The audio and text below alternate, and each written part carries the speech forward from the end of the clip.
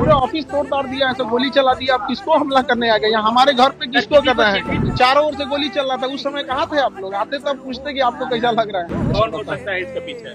बगल की कोचिंग वाला है, सबको पता है कौन हो सकता है। आप हाँ, वो बयान भी दिया है, कहा कि खान सर का कोचिंग 2 दिन में उड़ा दिया। अब आए ना लाइन पे। पुलिस खान सर को ढूंढ रही है। खान सर के बॉडीगार्ड्स ने कबूल कर लिया है कि गोली किसने चलवाई। हाँ जी, तो कैसे हैं आप तमाम दोस्त? हमारी तरफ से आप तमाम दोस्तों को अस्सलाम वालेकुम।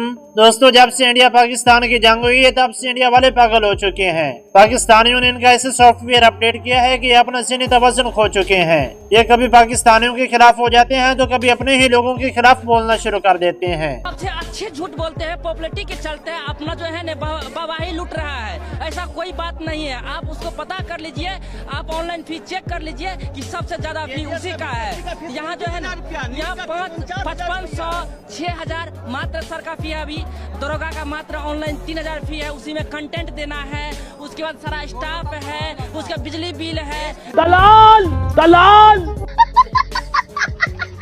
तो खैर चलिए नाज़रीन, आज की इस वीडियो में हम आपको अंधभक्तों के ऐसे अनोखे कारनामे दिखाने वाले हैं जिन्हें देखने के बाद जरूर आप अपनी हंसी को नहीं रोक पाएंगे। इसलिए वीडियो को अंत तक लाजमी देखें और अगर आप हमारे चैनल पर नए हैं तो चैनल को लाजमी सब्सक्राइब कर दें। तो चलिए वीडियो को शुरू करते हैं।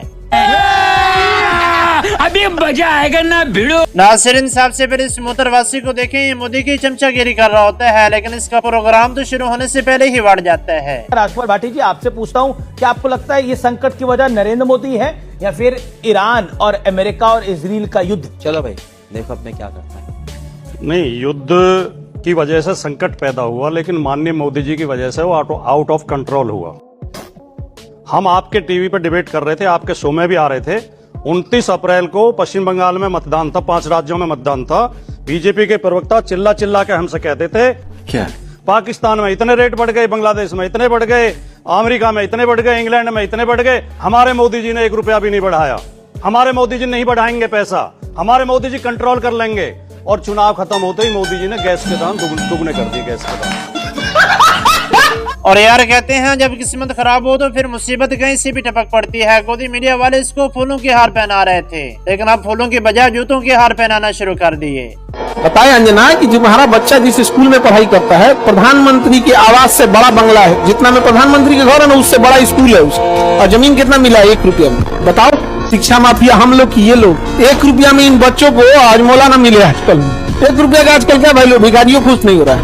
और उनको दिल्ली में चाणक्यपुरी, पूरे दिल्ली का सबसे सिक्योर एरिया है चाणक्यपुरी। सारे राजदूत वहीं रहते हैं। अमेरिका का दूतावास, जितने दुनिया का दूतावास चाणक्यपुरी में। उसमें बीचों में 8 एकड़ की जमीन, 8 एकड़ की जमीन।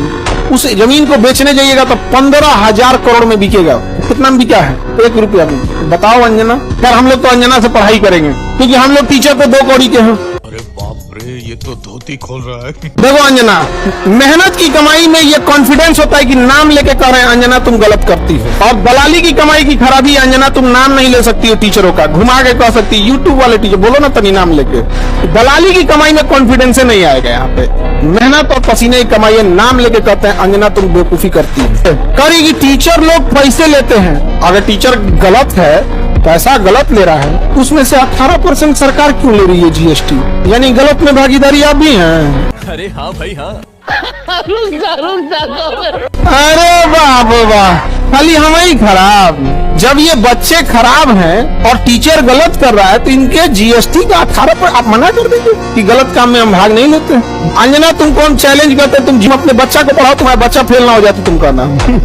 जब टीचर 2 कौड़ी के हैं तो तुम फोकट की भी नहीं हो, फूटी कौड़ी की नहीं है। बात तो सही है। मुझे अपने घर जाना है। बस हवा निकल गई। हमले के वक्त खान सर कोचिंग में ऑनलाइन क्लास ले रहे थे। कहा यह जा रहा है खान सर सम्मानित कर रहे थे छात्रों को। दोस्तों, ये तो आपको मालूम होगा, मसला कोई भी हो, गोदी मीडिया और खास तौर पर ये बिल्लो रानी मुफ्त में रगड़ी जाती है।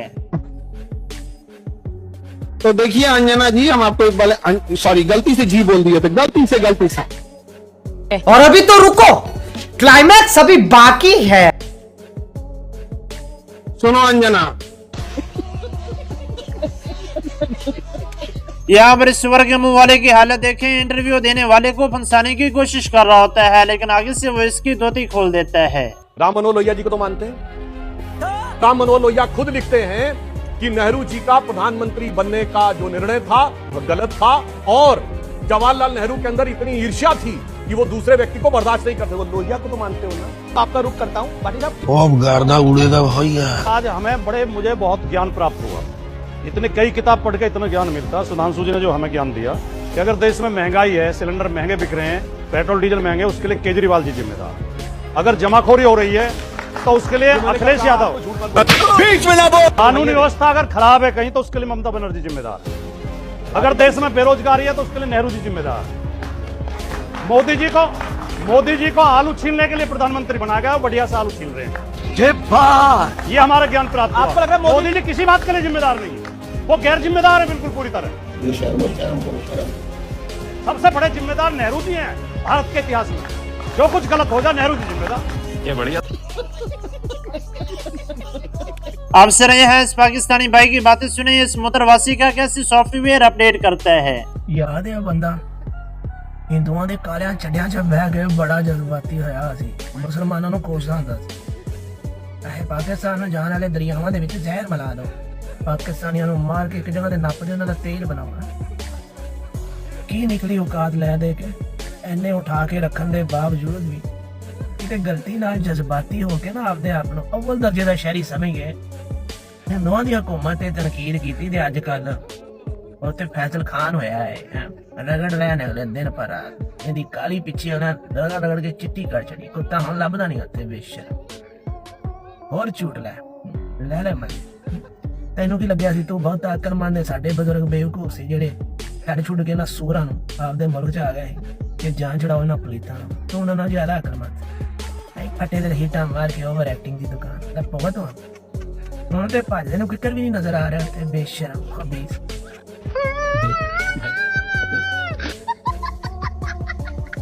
नाज़रीन बुजुर्ग फरमाते हैं कि दो कश्तियों के सवार कभी भी अपनी मंजिल तक नहीं पहुंच पाते। यहाँ पर इस मोटरवासी के साथ भी कुछ ऐसे सीन होता है। ना खुदा ही मिला ना विसाले सनम, ना इधर के हुए ना उधर के हुए। खान सर ने हर वो कुछ किया जो एक संघी इकोसिस्टम को खुश करने के लिए किया जा सकता था।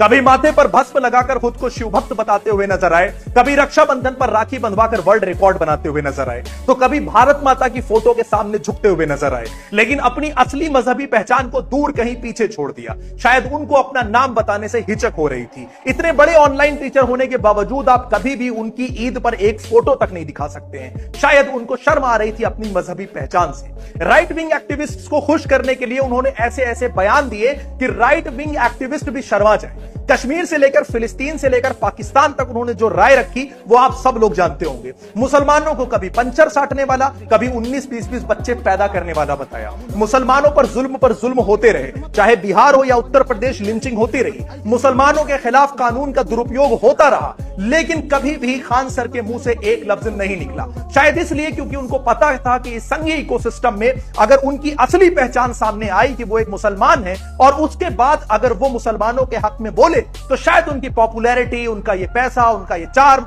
सब चला जाएगा। ऐसी शोहरत और ऐसे पैसे पर मैं ठोकर मारता हूं जो मुझसे मेरी मजहबी पहचान को छीन ले। शाबाश बेटा। खान सर ने ऐसा क्यों किया ये मुझे नहीं पता है, लेकिन आज वही पंचर साटने वाले, आज वही 19-20 बच्चे पैदा करने वाले आपके साथ खड़े हैं। और वो इसलिए नहीं खड़े हैं कि आप खान सर हैं, वो इसलिए आज आपके साथ खड़े हैं क्योंकि आज एक बार फिर एक मुसलमान को उसकी आइडेंटिटी की वजह से निशाना बनाया जा रहा है। आज खान सर को टारगेट इसलिए नहीं किया जा रहा कि वो खान सर है, उनको टारगेट इसलिए किया जा रहा है क्योंकि वो फैजल खान है। आज एक बार फिर एक मुसलमान को जिहादी बताया जा रहा है। आज एक बार फिर एक मुसलमान को डिजिटल आतंकवादी बनाया जा रहा है। उसके सारे किए कराए पर पानी फेर दिया जा रहा है सिर्फ इसलिए क्योंकि उसका नाम फैजल खान है। और इसीलिए आज एक बार फिर ये पंचर साटने वाले आपके साथ खड़े हैं। भाई मजा आया। और यार वैसे आपस की बात है, मुझे अभी तक ये समझ नहीं आई, जब ये मोटरवासी मोदी की चापलूसी कर रहा था तब तक किसी को कोई मसला नहीं हुआ, लेकिन आप पता नहीं गोदी मीडिया को कौन सा कीड़ा तंग कर रहा है। खान सर भी गरीब परिवार से ही आते हैं और उसके बाद उन्होंने पढ़ाई लिखाई करके कोचिंग पटना में शुरू की। खान सर दावा कर रहे हैं मैं कम पैसों में पढ़ाता हूं, इसलिए विरोधी इससे जलते हैं। अब देखिए खान सर और रोशन सर दोनों का फीस स्ट्रक्चर क्या है, कितना पैसा लेते हैं पढ़ाने के लिए, उन्हीं के ऑनलाइन पोर्टल से निकाला गया डेटा है। अच्छा, ये आपके सामने एक तरफ देख रहे हैं आप खान सर और दूसरी तरफ रोशन सर। खान सर बीपीएससी में पढ़ाई के लेते हैं 20,000 रुपए और 20,000 लेते हैं ऑनलाइन के, और 4,500 ऑनलाइन के लेते हैं 20,000। दलाल दलाल। ऑफलाइन के 20,000 लेते हैं खान सर और ऑनलाइन के लेते हैं 4,500 रुपए। दूसरी तरफ रोशन सर लेते हैं ऑफलाइन के 10,000 और ऑनलाइन के 5,000, यानी ऑनलाइन के कम पैसे लेते हैं और ऑफलाइन के ज्यादा, क्योंकि उसमें बहुत सा जो डॉक्यूमेंट है, किताबें हैं, वो भेजनी पड़ती हैं। दूसरी तरफ देखिए जरा, बिहार में दरोगा के लिए ऑफलाइन खान सर लेते हैं लगभग 6,000 रुपए और ऑनलाइन लेते हैं 299 रुपए। रोशन सर उसी के लेते हैं 2,999 रुपए ऑफलाइन के और 999 लेते हैं ऑनलाइन के। एनसीईआरटी बैच के खान सर ऑफलाइन के 2,500 लेते हैं और ऑनलाइन के 1,500 लेते हैं। एनसीईआरटी बैच के रोशन सर 1,000 ऑफलाइन लेते हैं और 500 रुपए ऑनलाइन लेते हैं। उस हिसाब से खान सर कह रहे थे वो कम लेते हैं, लेकिन ये डेटा कह रहा है कि रोशन सर कम पैसा लेते हैं। जलीना, तेरी भी जलीना। बिहार पुलिस के खान सर लेते हैं ऑफलाइन 4,999, उसी के ऑनलाइन लेते हैं 500 रुपए। अब देखिए ऑफलाइन बिहार पुलिस के लेते हैं 2,100 रुपए रोशन सर और 999 ऑनलाइन के लेते हैं। बिहार पुलिस के अलावा ये जो आप देख रहे हैं, ये उनकी ऑफलाइन और ऑनलाइन क्लासेस के पैसा है, जो बता रहा है कि रोशन सर के मुकाबले कुछ चीजों में कैसे ज्यादा पैसा लेते हैं खान सर। अब सुनिए जरा क्या कुछ कह रहे हैं छात्र। सबसे अच्छे झूठ बोलते हैं, पॉपुलैरिटी के चलते अपना जो है बवाही लूट रहा है। ऐसा कोई बात नहीं है, आप उसको पता कर लीजिए, आप ऑनलाइन फीस चेक कर लीजिए कि सबसे ज्यादा फी उसी का है। यहाँ जो है ना, यहाँ 5,500 6,000 मात्र सर का फी है। अभी दरोगा का मात्र ऑनलाइन 3,000 फी है, उसी में कंटेंट देना है, उसके बाद सारा स्टाफ है, उसका बिजली बिल है। हमको लगता है कि बहुत पटना में अगर सबसे ज्यादा ऑफलाइन स्टूडेंट है तो वो ज्ञान बिंदु के पास है। खान सर रील वाला मास्टर है, वो सिर्फ बोलते हैं, पढ़ाते नहीं हैं। अच्छा खान सर को ढूंढ रही है। खान सर के बॉडीगार्ड्स ने कबूल कर लिया है कि गोली किसने चलवाई। और यार वैसे स्थिति ने तो कमाल की टांगे ही तोड़ दी। इससे कहते हैं सांप भी मर जाए और लाठी भी ना लगे। बेइज्जती भी कर ली और महसूस भी नहीं होने दिया। कांग्रेस के अंदर हड्डी नहीं होती तो वो यहाँ पर खड़े नहीं। हम उड़ सकते हैं, हम उड़ने वाले लोग हैं, हम उड़ के इनके ऊपर कब्जा करने वाले लोग हैं, हम वैसे लोग हैं। हिंदुत्व को हमें नहीं बचाना भाई। काय का हिंदुत्व, कौन सा हिंदुत्व? हमें कोई इंटरेस्ट नहीं है हिंदुत्व को बचाने के लिए। हिंदू सुरक्षित है, ठीक है ना। सेम लड़की हिंदू हूँ, पर मैं ही सेम लड़की यहाँ पर मुसलमान होती और ये सब चीजें बोल रही होती तो कल जेल में पड़ी होती।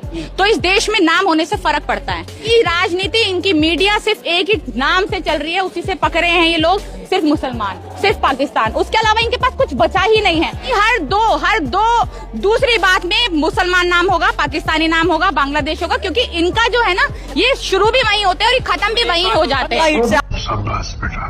कांग्रेस के अंदर हड्डी नहीं होती तो वो यहाँ पर खड़े नहीं। हम उड़ सकते हैं, हम उड़ने वाले लोग हैं, हम उड़ के इनके ऊपर कब्जा करने वाले लोग हैं, हम वैसे लोग हैं कि उड़ के इनको इतना परेशान कर देंगे कि इनको हमारी मांगे पूरी करनी ही पड़ेगी। और ये जो बोल रहे हैं ना कि लाल हिट वाले लोग आए, वो मैं देख रही हूँ वहाँ पर, जब मैं अभी आई थी, वो 5-6 लोग खड़े हैं और वही गंदे लोग जो अपने मुंह से पता नहीं गोबर उगलते हैं। मतलब बहुत ही गंदे लोग जो सिर्फ दिन रात मुसलमानों को गाली बकते हैं, कास्ट के ऊपर बात करते हैं, धर्म के ऊपर बात करते हैं। हमारे देश के युवाओं के ऊपर तो बात करी नहीं उन्होंने। हिंदुत्व को बचाने वाले लोग हैं वो लोग। हाँ, हिंदुत्व को हमें नहीं बचाना भाई। काय का हिंदुत्व, कौन सा हिंदुत्व? हमें कोई इंटरेस्ट नहीं है हिंदुत्व को बचाने के लिए। हिंदू सुरक्षित है, ठीक है ना, हमें कोई इंटरेस्ट नहीं है। खोड़ा में सरेआम चाकू मार दिए जाते हैं। अच्छा, और देखिए बात, बच्चे मरे हैं। हाँ, मैं वही कह रही हूँ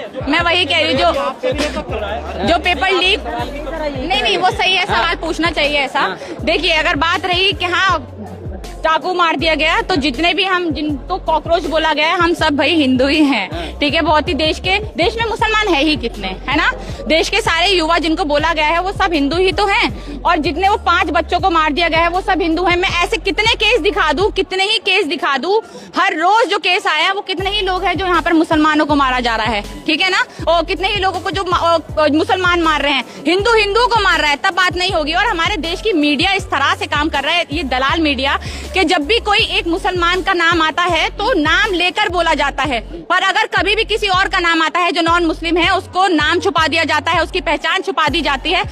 यही नहीं, अभी और सुनिए। आए दिन हम केस देख रहे हैं, नीट के पेपर लीक हो रहे हैं, उसमें बच्चे फांसी लगा रहे हैं, वो हिंदू ही थे, ठीक है ना। उसके बाद जो हमारा सीबीएसई के बोर्ड के पेपर, जिनसे 12th और 12th के पेपर नहीं कराए जा रहे हैं, वो सारे बच्चे हिंदू ही हैं, उनमें कितने मुस्लिम हैं? तो ये सब हमारे देश के जितने भी युवा खड़े हैं, इसमें कितने मुसलमान हैं? बहुत ही कम है। तो जितने बुरे हालात हैं हमारे देश की, हम यहाँ पर हिंदू मुसलमान करने नहीं आए, हम यहाँ पर इसलिए नहीं जुटे हैं कि हमें हिंदू मुसलमान से कोई फर्क पड़ता है, नहीं। हमारा मकसद ये है कि हमारी जो मांगे हैं वो बहुत पीसफुली पूरी कर दी जाए। और इस आंदोलन को भी धर्म विरोधी, देश विरोधी बताया जा रहा है ना। देखिए, जो भी इस देश के लिए आवाज उठाएगा वो धर्म विरोधी है, वो देश विरोधी है, वो पाकिस्तानी है, वो बांग्लादेशी है। और हम खुश हैं, हम खुश हैं कि देश की जनता के लिए आवाज उठाने के लिए हम अगर ऐसी बातें बोल भी रहे हैं तो हम खुश हैं। और हम अच्छी बात है कि हमें इस तरह की कम से कम देश की जनता के लिए आवाज उठा तो रहे, देश के लिए बात कर तो रहे, बहुत अच्छी बात है। और हमें कोई इस चीज से कोई डर नहीं है, हम अभी भी यहाँ पर खड़े हैं, हम आगे भी यहाँ पर खड़े हैं। जी, एक तो मांग आपकी ये है कि धर्मेंद्र प्रधान इस्तीफा दें, और क्या क्या मांगे हैं आप? देखिए, हमारी मांगे बहुत सारी है। फिलहाल हमारी ये मांगे हैं कि जो ये हमारा शिक्षा मंत्री है, जो शिक्षा मंत्री कहलाने लायक ही नहीं है, यहाँ तक कि ये तो मैं फिर भी कह रही हूँ कि अगर ये एक अनपढ़ को हटाएंगे, एक जाहिल को हटाएंगे, दूसरा भी वही बैठाएंगे। इनके तो सारे ही अनपढ़ जाहिल रेपिस्ट ही हैं। अरे बाप रे, ये तो धोती खोल रहा है। शाबाश बेटा। आवाज उठा दिए तो पाकिस्तानी हो गए। हम पाकिस्तानी रहते तो यहाँ क्या करते? इतना दिन से क्यों अपने बेटी बहन को पढ़ने के लिए भेज रहा था? इतना दिन से नहीं पाकिस्तानी थे। जिसको गिरफ्तारी करना है ना, वो आए तो सही, तब देख लेते हैं हम लोग भी किसको कितना है, गिरफ्तार कर लेते हैं। जब न्याय के लिए आवाज उठाना है तो गिरफ्तार हम लोग को तो हम लोग दे देंगे अपना। क्या बात है सर, क्या बात है सर, क्या बात, ये बात है। दोस्तों यकीन माने गोदी मीडिया दुनिया का वाहिद मीडिया है जिसके अपने ही देश वाले बैंड बजा देते हैं। रुकिए, इधर रुकिए। अरे रुकिए, आज मैं पत्रकार बनता हूँ, ये सवाल का मेरे जवाब देंगे। लाइए, आप दीजिए मेरे सवाल। आप ये जो पूरे देश में, आप ये जो देश की जो हिंदू मुस्लिम की एकता को बिगाड़ने का काम करते हैं, आज ये सवाल का जवाब देंगे। पत्थरबाजी कौन करता है? ये बताइए, पत्थरबाजी कौन करता है? कौन से ईद के टाइम पर पत्थरबाजी हुई, कहाँ हुई, ये बताइए, बताइए ना। ऐसा है, पीछे खड़े होकर दांत फाड़ना कम करिए, समझ गए? वरना आप इधर आ जाइए, आपके ज्यादा दांत निकल रहे हैं तो, समझ गए? यहाँ दांत मत दिखाइए पीछे खड़े होकर। ये इस देश के अंदर आपकी औकात डेवलपमेंट की लड़ाई लड़ने की तो बची नहीं है, तो आप आपस में इस देश में हिंदू मुसलमान के नाम पर लड़ते रहिए। यही आपका काम है, सो कॉल्ड सस्ती टीआरपी लेने का, देश के लोगों को लड़ाने का। शर्म आनी चाहिए देश के मुख्यमंत्री को, बिल्कुल शर्म आनी चाहिए। आज देश बर्बादी के रास्ते पर आ गया और देश को लड़ाने में, ये देश के लोगों को लड़ाने में कोई कसर नहीं छोड़ रहे। अरे अगर आधे घंटे, एक घंटे अगर भारत का रहने वाला मुसलमान अगर भारत की सड़कों पर नमाज पढ़ लेगा तो कौन सी आफत आ जाएगी?